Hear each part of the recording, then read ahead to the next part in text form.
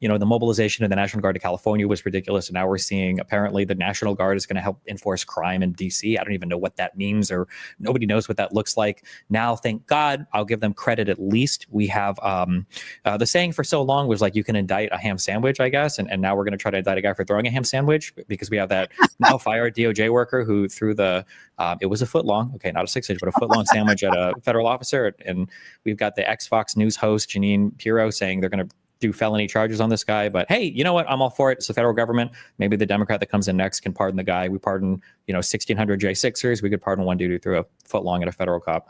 Yeah, that is true. Do you find it interesting that they talk about law and order, yet, they work for a 34 count felon? But even worse, I wanted to ask you about DC, because I'm very concerned about this. I'm sure you are as well. DC crime, as you know, Destiny, has been dropping the last couple of years. I think it's down like 30%. And Caroline Leavitt even admitted that on Fox News the other day. And you had Kash Patel in the press conference gloating about the numbers. Okay, that's a good thing. We should all celebrate that.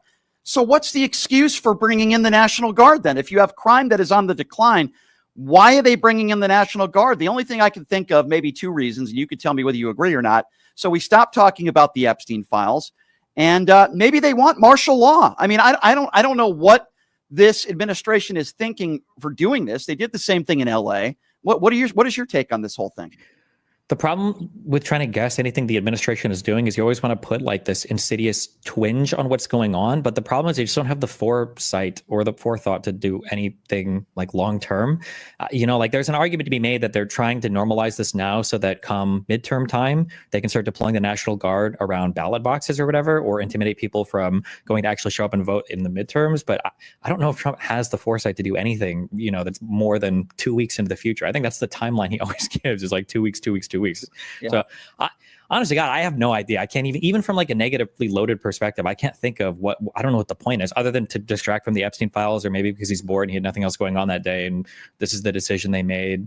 I don't know if they're going to try to fight for past the 30-day extension. I don't know if they'd get the votes in Congress for it. Probably not. I have no idea. It just seems stupid to me.